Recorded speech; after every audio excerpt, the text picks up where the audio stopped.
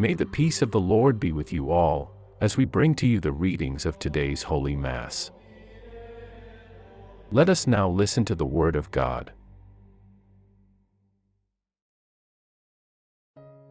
April 27th, 2026, Monday of the fourth week of Easter. Today is Monday, April 27th, 2026, Monday of the fourth week of Easter. The Church continues to reflect on Christ as the Good Shepherd who gives his life for his sheep.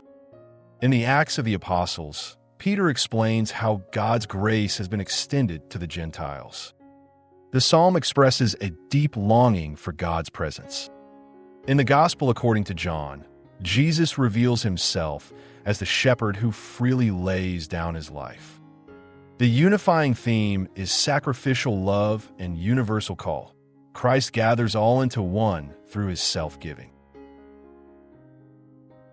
As we place ourselves in the presence of God and open our hearts to his living word, in the name of the Father, and of the Son, and of the Holy Spirit. Amen. Opening prayer. Lord our God, you are our shepherd who loves us completely. Help us to trust in your care and to follow your voice. Open our hearts to your love and guide us to live in unity with others. Amen.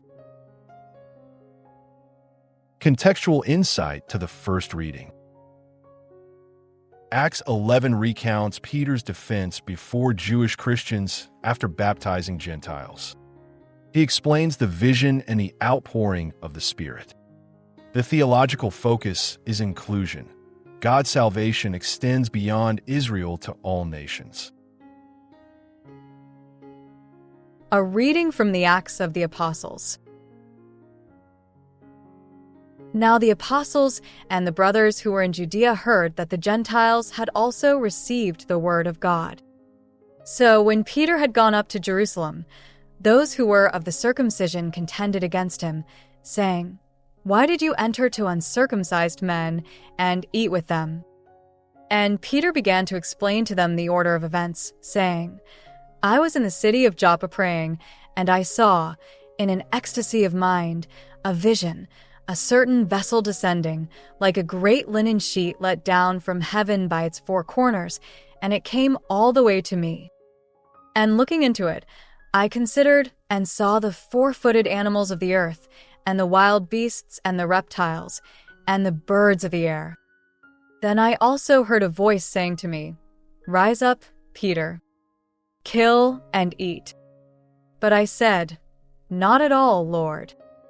For what is common or unclean has never entered into my mouth.' Then the voice responded a second time from heaven, 'What God has cleansed, you shall not call common.' Now this was done 3 times. And immediately everything was taken up again into heaven. And behold, immediately 3 men stood near the house in which I was, having been sent to me from Caesarea. Then the Spirit instructed me to go with them, doubting nothing. And these 6 brothers went with me also, and we entered into the man's house. And he described for us how he had seen an angel standing in his house and saying to him, 'Send to Joppa and summon Simon, who is surnamed Peter, who will speak to you words by which you shall be saved, you and your entire house.' Then, when I had begun to speak, the Holy Spirit fell upon them, just as upon us also in the beginning. Then I remembered the word of the Lord, just as he said, 'John, indeed, baptized with water, but you shall be baptized with the Holy Spirit.' Therefore, if God gave to them the same grace as to us who have believed in the Lord Jesus Christ, who was I that I could prohibit God?" Having heard these things, they were silent, and they glorified God, saying, "So then, God has also given to the Gentiles repentance unto life." The word of the Lord. Spiritual lesson of the first reading. God's grace is for all. We are called to openness and unity in his plan of salvation. Contextual insight to the responsorial psalm. Psalm 42 to 43 expresses longing for God in times of separation. The theological focus is desire for communion. The soul seeks God as its true source of life. Responsorial Psalm. The response is, "Athirst is my soul for the living God. As the deer longs for fountains of water, so my soul longs for you, O God. My soul thirsts for the strong living God. When will I come and appear before the face of God? Athirst is my soul for the living God. Send forth your light and your truth. These have led me and brought me to your holy mountain and into your tabernacles. Athirst is my soul for the living God. And I will go in to the altar of God, to God who gives joy to my youth. I will confess to you on the harp, O God my God. Athirst is my soul for the living God." Psalm Reflection. Our hearts long for God. True fulfillment is found in His presence. Contextual insight to the Gospel. This Gospel is the heart of the Liturgy. John 10 presents Jesus as the Good Shepherd. The theological center is sacrificial love. Christ freely lays down His life and gathers all into one flock. Alleluia, alleluia. I am the good shepherd, says the Lord. I know my sheep, and mine know me. Alleluia, alleluia.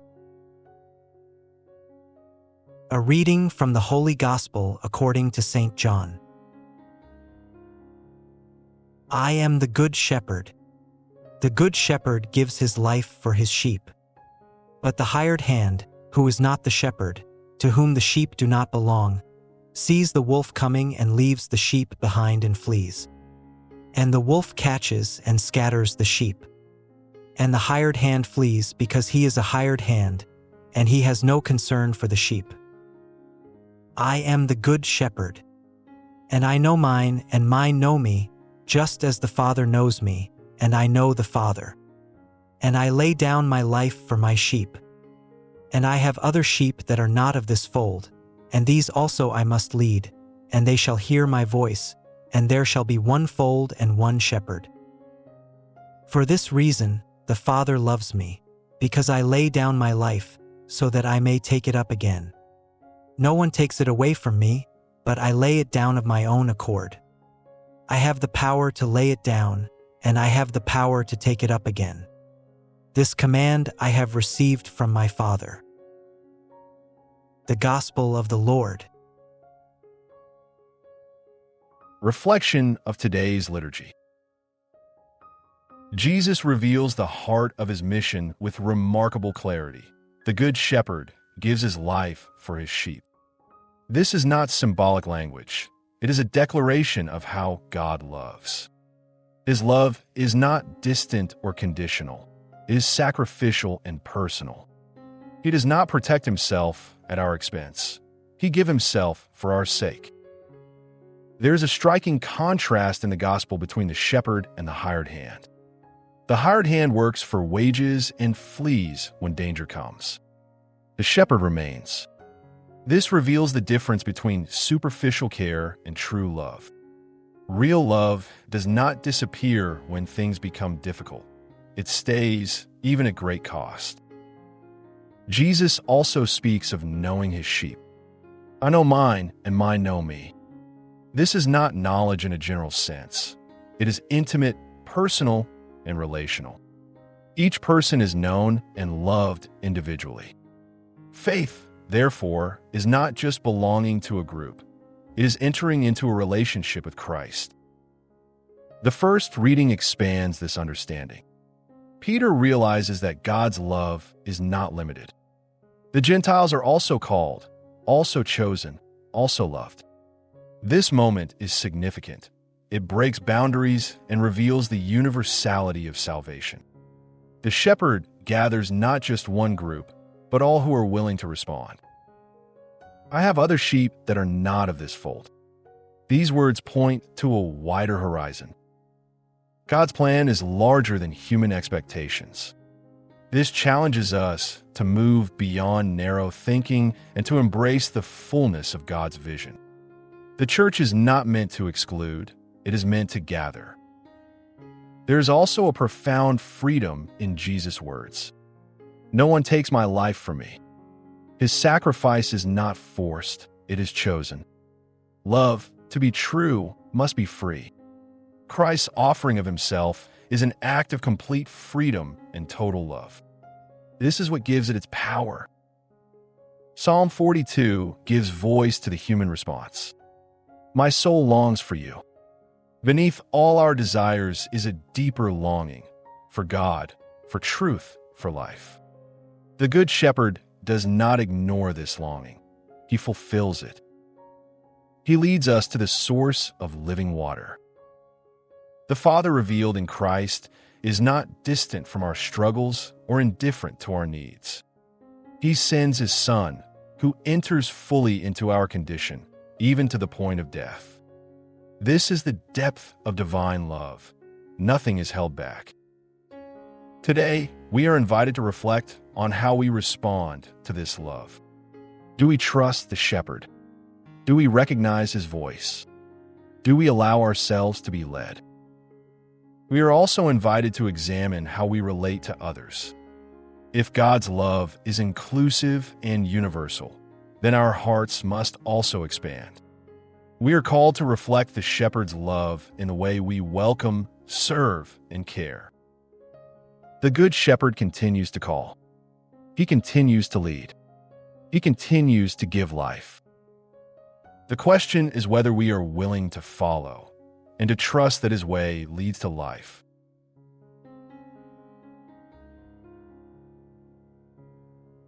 Let us pray. Lord Jesus, you are the Good Shepherd who gives your life for us. Help us to trust in your love and to follow your voice. Open our hearts to welcome others and to live in unity. Guide us always toward the life you offer.